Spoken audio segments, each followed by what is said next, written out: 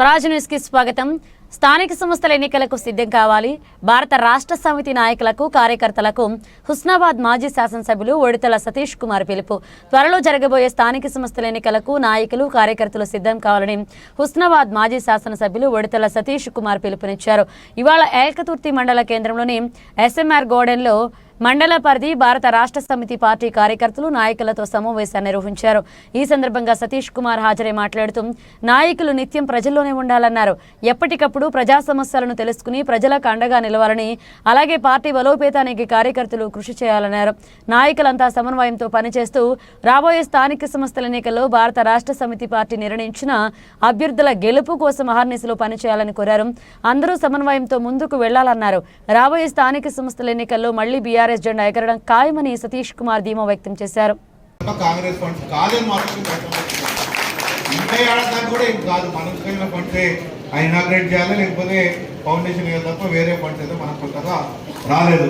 ఆయన ఒకటే ప్రకటన చేసిండు, 437 కోట్లు కాలువలు పట్టుకొచ్చినా మాట్లాడిండు. మరి నాకైతే తట్టడు మట్టి కూడా తీసినట్టు నాకు ఇక్కడ కనబడలేదు. ఏమైనా నాకు తెలియదు. ఇక మనం మాట్లాడితే అనవసరం విమర్శ చేసినట్టు అవుతుంది. విమర్శలు మనకు అవసరం లేదు. కాబట్టి మనం చేసే కార్యక్రమం ఏదో మనం చేసుకున్నాం. ముఖ్యంగా అన్ని గ్రామాలలో కూడా మనం చాలా బలంగా ఉన్నాం, బ్రహ్మాండంగా ఉన్నాం.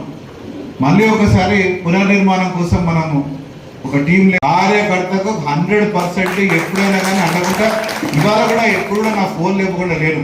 నాకు ఫోన్ వచ్చిందంటే మళ్ళీ ఇమీడియట్గా కాల్ బ్యాక్ అనేది చేస్తే కదా రిప్లై చేసి మాడతా. కానీ ఏదో ఫోన్ నాకు అవసరం అని చెప్పి నేను కూడా పక్క పెట్టేది. ఏడాది అర్థం గురించి కూడా ఎప్పుడు కూడా అక్కడ పని చేయలేదు. అందుకోసమే ఆలోచించి ఒక ఏం చేయాలని కూడా విచారించి దీని గురించి ఒక ఇన్సూరెన్స్ పాలసీ కూడా ఎత్తుకొని పడుకురావడం జరిగింది. ఈ ప్రవాసం అని చెప్పి నాకు తెలిసిన మిత్రులు ఒకరు పెట్టింది ఇది. దీంట్లో ఇన్సూరెన్స్ ఏంటంటే యాక్సిడెంట్ ఇన్సూరెన్స్ ఉందండి. ఒకవేళ మనిషికి చెయ్యో కాలో పోతే కూడా ఇన్సూరెన్స్ వస్తుంది. యాక్సిడెంట్ డెత్ ఇన్సూరెన్స్ కూడా ఏమన్నట్టు కూడా 5 లక్షల రూపాయల దాకా కూడా ఇన్సూరెన్స్ వచ్చినా దీనికి రూపాయి కట్టే అవసరం లేదు. ఇది ఫ్రీగా ఇస్తున్నారు వాళ్ళు. కాబట్టి 1 ఇయర్ దాకా మనకి ఏమి ఇబ్బంది లేదు. 1 ఇయర్ తర్వాత మనం దాని గురించి చూద్దాం. అదే కాకుండా నేను వాళ్ళని హెల్త్ పాలసీ అడిగిన, ఏమవుతున్నది మనం పవర్ ఉన్నప్పుడు ఎవరైనా అనారోగ్యం ఉండి యశోద కానీ నాకున్నది, కానీ ఏమంటాం వాళ్ళే అమాయకులు అయిపోయింది కదా. అయినా కాలేదా కొట్లపల్లి దేవస్థానంలో కూడా రాజేశ్వర స్వామి ముందట ఇప్పుడున్న మంత్రి గారు ఒక పత్రం సంతకం చేసిండు, ఖచ్చితంగా ఇవన్నీ మేము చేస్తాము అని చెప్పి ప్రమాణం చేసిండు. చేసి అక్కడ ఆయన అదృష్టం మంచుకున్నారో లేకపోతే ప్రజలు మనం కావాలనుకున్నారో లేకపోతే గాలో మొత్తానికి ఆయన గెలిచిండు. గెలిచిన తర్వాత మళ్ళీ గవర్నర్ దగ్గర కూడా పోయి ప్రమాణం చేసి మంత్రి అయ్యిండు. సంతోషపడ్డాబా కనీసం నియోజకవర్గానికి మంత్రి అయ్యిండు. బాగా పనులు అయితే వచ్చి నేనైతే అనుకున్నా, ఎంత శత్రువైనా కానీ ప్రజల గురించి ఆలోచించి మనుషులు కాబట్టి మంచిది అప్పుడు జరగాలి అని కోరుకుంటే తప్ప చెడు జరగాలని కోరుకుంటాను కాదు నేను. కాబట్టి ఆయన ఏదో చేస్తాడు అనుకుంటే నేను ఏం చెప్పాలి? ఇక వాళ్ళ పార్టీ వల్ల మొత్తుకుంటాను వచ్చిన దగ్గర, సార్ మాది పొరపాటు అయిపోయింది, ఈయన పట్టుకొచ్చి గెలిపించుకున్నాం, మాకు చాలా పొరపాటు అయిపోయింది సార్. వాళ్ళ ఎక్కడైతే అధ్యక్షులు యాక్టివ్గా లేరో మళ్ళీ అక్కడ పునర్నిర్మాణం చేసుకోవడానికి అధ్యక్షులు కొత్త వాళ్ళని పెట్టవాలి. అదేవిధంగా పార్టీ బలోపేతానికి అన్ని చర్యలు తెలియజేసుకుంటూ మరి మీ గ్రామంలో కూడా ఇంకా ఏదైనా విషయం కూడా తప్పకుండా మీరు మాత్రం ఇక్కడ మాట్లాడాల్సింది. ఎందుకంటే పార్టీ అందరూ కుటుంబ సభ్యులకు మనం మాట్లాడుకుంటే మంచిదని మంచి ఉద్దేశంతో టీఆర్ఎస్ పార్టీ ఎంత మనమే స్ట్రాంగ్ ఉన్నాం.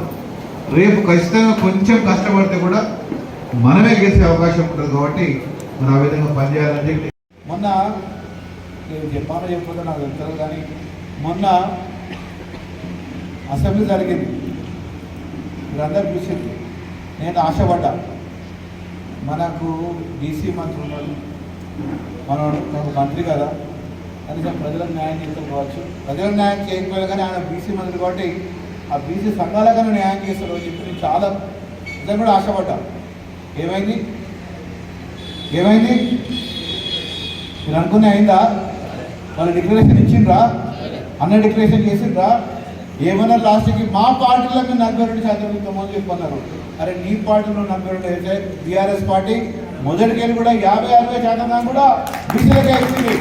అది మర్చిపోతుంది. అది నాకైతే మన మంత్రి అసలు కానీ నాలంటాడు కూడా రాజు వెనకవలసి నాలంటాడు ఉండొచ్చి నాకు గౌరవం పోయింది అని చెప్పి రాజీనామా చేస్తుంది.